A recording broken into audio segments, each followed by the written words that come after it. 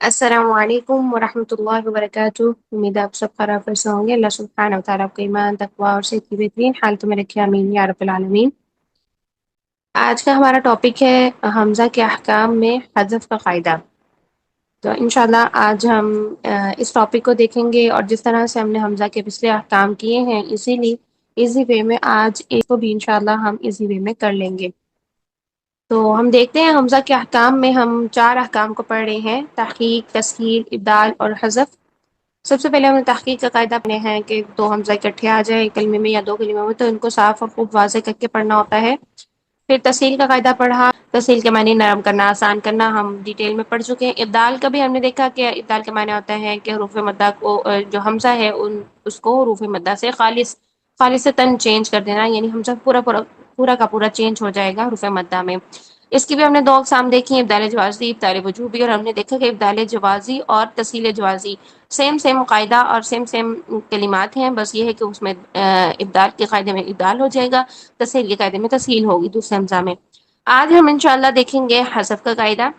حذف کے معنی ہوتے ہیں گرانا، یعنی لغوی معنی، لغت میں جو معنی ہے وہ ہے گرانا، اور اصطلاحی معنی حمزہ کو وسط کلام میں گرا کر پڑھنا، یعنی وسط کلام ہوتا ہے دوران تلاوت، یعنی تلاوت کے دوران اگر ہم پڑھ رہے ہیں تو اس حمزہ کو جو ہے وہ گرا کر پڑھنا۔ چونکہ یہ حمزہ وصلی کی بات ہو رہی ہے تو حمزہ وصلی جیسا کہ آپ کو معلوم ہے کہ اگر ہم نے اس ورڈ سے آغاز کرنا ہو تب ہم اس کو جو ہے وہ پڑھتے ہیں، لیکن اگر ہم نے دوران تلاوت اس کو پڑھنا ہو تو ہم اس کو گرا دیتے ہیں۔ لیکن یہاں پر جو حذف کی بات ہو رہی ہے، یہاں پر حذف کی بات ہو رہی ہے کہ لکھنے میں بھی حذف ہو چکا ہے لیکن یہاں پر حمزہ وصلی موجود تھا۔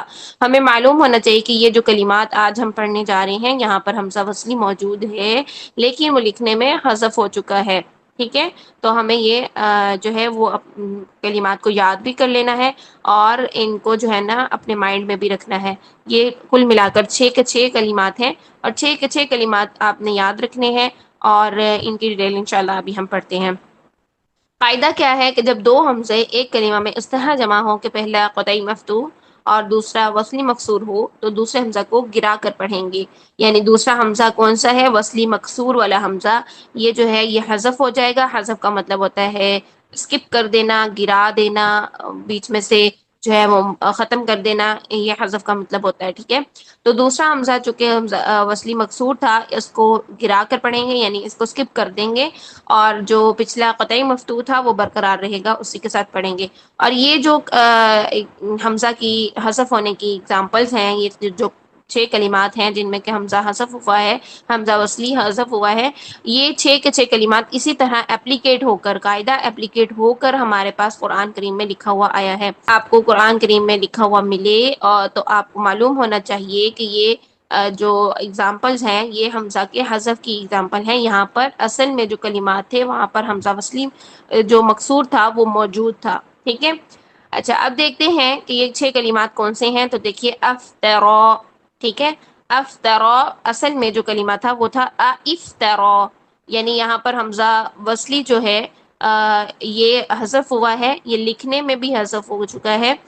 اچھا، یہاں پر جو ہے کہ ہم ایک حمزہ کو ہم نے حمزہ وصلی کو لکھنے میں بھی حذف کر دیا ہے، چونکہ ہم نے دوران کلام حمزہ وصلی اگر ہم پڑھیں تو دوران کلام تو نہیں پڑھا جاتا نا، افطرا ہی پڑھا جائے گا۔ اگر ہم کو علیحدہ کر دیں پہلے حمزہ قطعی مفتوح کو اور پھر افطرا سے آغاز کریں تو پھر ہم حمزہ وصلی کو پڑھ سکتے ہیں۔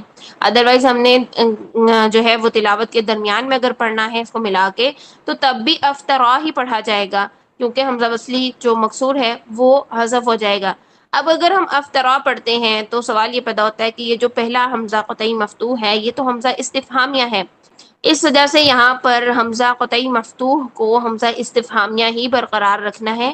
آپ نے جہاں یہ اگزامپل دیکھ لی تو آپ کو معلوم ہونا چاہیے کہ ٹرانسلیشن کے طور پر یہاں پر حمزہ قطعی مفتوح جو ہے وہ حمزہ استفہامیہ، استفہامیہ کا مطلب ہوتا ہے کہ حمزہ سوالیہ، ایسا حمزہ جس سے سوال کیا جائے، کیا، ٹھیک ہے؟ کا مطلب ہے کیا، ٹھیک ہے؟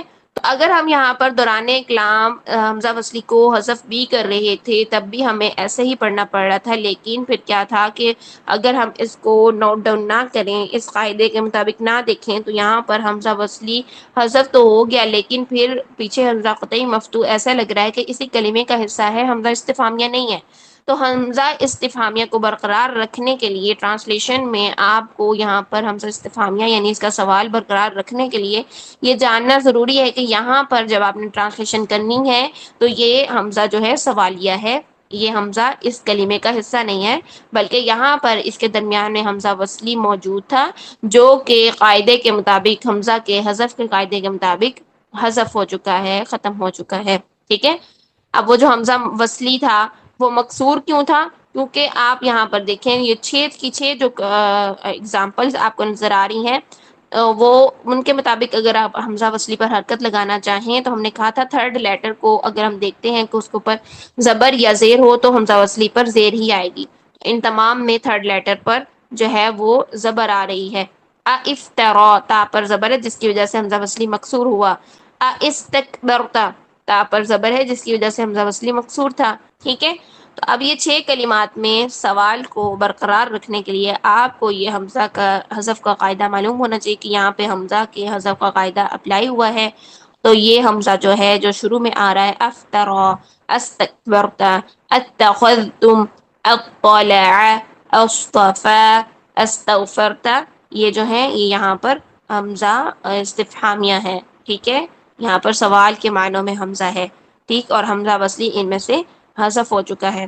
یہ جو چھ کے چھ کلمات ہیں یہ آپ کو ایگزام میں بھی آ سکتے ہیں، یعنی یہ پوچھا جا سکتا ہے کہ قرآن کریم کے جو حمزہ کے حذف کے کلمات ہیں وہ تحریر کریں، یا پھر یوں سوال ہو سکتا ہے کہ وہ کون سے ایسے کلمات ہیں جن میں حمزہ جو ہے وہ حمزہ کے حذف کا قاعدہ اپلائی ہوا ہے، یا پھر یہ کہا جا سکتا ہے کہ چھ کلمات لکھیں جن میں حمزہ حذف ہوا ہے، حمزہ میں حمزہ جو ہے وہ حذف ہو گیا ہے۔ تو آپ کو یہ قاعدہ بھی معلوم ہونا چاہیے، اور قاعدہ کیا ہے کہ پہلا حمزہ قطعی مفتوح۔ آپ اس کا قاعدہ یاد رکھنے کے لیے یہ ٹپ یوز کریں کہ جو سوالیہ حمزہ ہوتا ہے نا وہ ہمیشہ قطعی مفتوح ہی ہوتا ہے، ٹھیک ہے۔ تو اس سے پتہ چلا کہ جو پہلا حمزہ تھا وہ تو برقرار رہنا ہے نا، تو وہ پہلا حمزہ کیا ہے؟ قطعی مفتوح ہے، قطعی ایسا حمزہ جس کی حرکت نہ تو دوران کلام گرے اور نہ ہی وسط کلام گرے، ٹھیک ہے، تو یہ برقرار رہتی ہے۔ تو قطعی مفتوح حمزہ استفہامیہ یعنی حمزہ سوالیہ جو ہوتا ہے وہ ہمیشہ قطعی مفتوح ہوتا ہے، اس سے پتہ چلا کہ پہلا حمزہ قطعی مفتوح ہے۔ دوسرا جو حمزہ تھا وہ اگر حذف ہوا ہے تو وسط کلام میں حذف ہوتا ہے حمزہ وصلی، ٹھیک ہے، تو دوسرا حمزہ جو ہے وہ حمزہ وصلی ہے۔ اب وہ حمزہ وصلی مقصور تھا، مفتوح تھا یا مضموم تھا، یہ ہمیں پتہ چلتا ہے ان ایگزامپل کو تو ہم نے یاد کیا ہی ہوا ہوگا، تو ان ایگزامپل سے ہی ہمیں پتہ چل جاتا ہے کہ یہاں پر تھرڈ لیٹر پر زبر ہونے کی وجہ سے حمزہ وصلی مکسور تھا۔ اس ٹپ کے ذریعے آپ اس قاعدے کو یاد رکھ سکتے ہیں اگر آپ نے یہ ایگزامپل یاد کر لی ہیں، ٹھیک ہے۔ یہ تمام جو ایگزامپل ہیں یہ اچھے سے آپ نے یاد کر لینے، کلمات یہ اسپیسیفک کلمات ہیں، خاص یہی کلمات ہیں، انہی کلمات میں حمزہ جو ہے وہ حذف ہوا ہے، ٹھیک ہے۔ تو یہ چھ کلمات اگر آپ نے یاد کر لیے تو اسی سے آپ قاعدہ بنا سکتے ہیں، ٹھیک ہے۔ حمزہ کے احکام کچھ مشکل نہیں ہے، بس ہم نے خود مشکل بنا لیا ہوتا ہے کسی چیز کو۔